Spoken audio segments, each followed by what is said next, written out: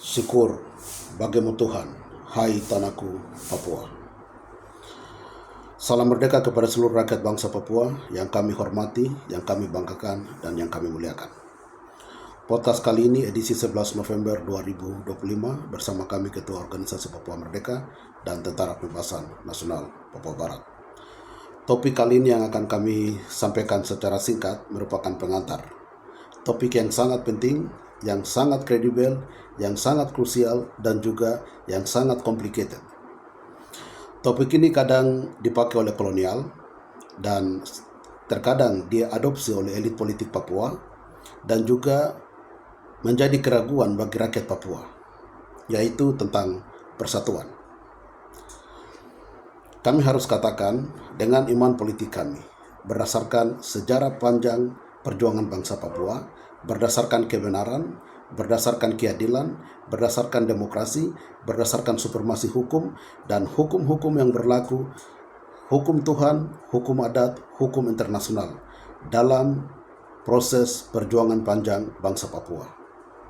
Bahwa orang Papua sudah bersatu. Sekali lagi kami katakan bahwa orang Papua sudah bersatu. Dengan nama Tuhan, berdasarkan iman politik kami menyampaikan sekali lagi bahwa orang Papua sudah bersatu. Yang sedang mengacaukan orang Papua di atas tanah Papua adalah kolonial Indonesia dengan program otonomi khusus, dengan program DOB, dengan program pemekaran, dan semua program-program ini dikomoditaskan secara politik, menjadi alasan politik ketika diplomat-diplomat Indonesia atau pemimpin-pemimpin Indonesia mereka ada dalam forum nasional, forum regional, bahkan juga forum internasional. Mereka selalu katakan bahwa orang Papua tidak bisa merdeka karena mereka belum bersatu. Kata-kata ini yang biasa disampaikan oleh kolonial Indonesia terkadang di-copycat atau diadopsi oleh pemimpin-pemimpin atau elit-elit politik Papua dalam beberapa organisasi yang ada di luar negeri dan di dalam negeri. Mereka selalu mengatakan, aduh, kami sulit masuk MSG, kami sulit masuk PIF, kami sulit diterima di forum Eropa, di PBB dan segala macam karena kami belum bersatu. Tetapi kami harus tahu bahwa itu hanya isu yang dikomoditaskan secara politik oleh kolonial Indonesia untuk mengacaukan perjuangan bangsa Papua. Perserikatan Bangsa-Bangsa, Melanesian Spearhead Group, Pacific Highlands Forum, atau forum-forum internasional belum pernah meregulasikan atau memiliki suatu aturan kalau orang Papua bersatu baru akan merdeka. Itu belum pernah ada.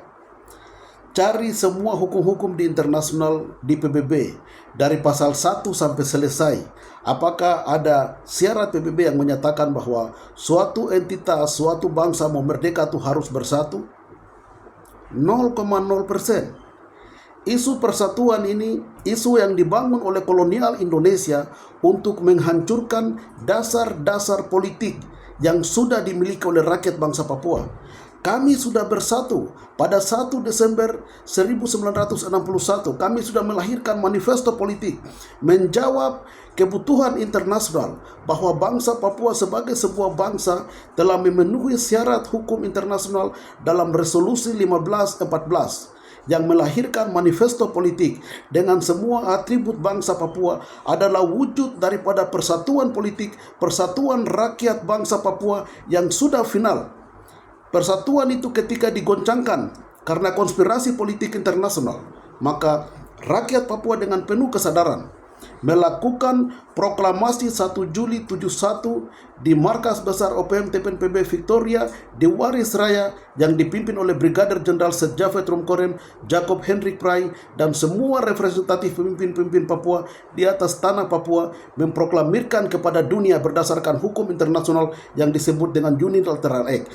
Itu adalah persatuan politik, itu adalah iman politik yang harus diyakini oleh semua elit-elit politik Papua dan juga seluruh rakyat bangsa Papua bahwa orang Papua sudah bersatu. Mulai saat ini, rubah paradigma berpikir. cara berpikir, political mindset, rubah political belief, keyakinan politik bahwa orang Papua sudah bersatu. Jangan lagi ada satu pemimpin Papua yang menyatakan bahwa kami gagal di sini, kami gagal di situ karena kami belum bersatu. Kita gagal karena pemimpin politik tidak berjuang sungguh-sungguh berdasarkan kebenaran Tuhan, berdasarkan kebenaran yang dimiliki oleh adat dan budaya rakyat bangsa Papua. Rakyat sudah solid. Pemimpin politik yang menjadi kendala yang menghancurkan perjuangan bangsa Papua karena selalu menipu, memanipulasikan semua kepentingan pribadi, kepentingan organisasi, tidak melihat kepentingan bangsa, tidak melihat dasar-dasar perjuangan bangsa Papua yang sudah diletakkan pada 1 Desember 1961, 1 Juli 71. Berdoa, meminta mohon pengampunan kepada Tuhan para elit-elit politik Papua Merdeka, entah dari ULMWP, entah dari KNPB, semua grup-grup organisasi yang berjuang untuk bangsa Papua. Sucikan diri, sucikan pribadi, dan jangan selalu copycat kata persatuan milik kolonial Indonesia. Orang Papua sudah bersatu, kami sudah bersatu.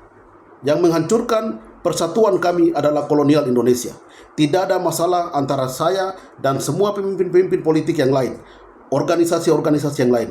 Rubah political mindset, rubah cara berpikir, maju kepada kebijakan yang baru, hargai dan hormati sejarah yang sudah ditanamkan, persatuan yang sudah ditanamkan pada 1961, 1 Desember, 1971, 1 Juli adalah kedua pondasi dasar perjuangan bangsa Papua yang tidak dimiliki oleh seluruh bangsa-bangsa di dunia, hanya ada pada bangsa Papua.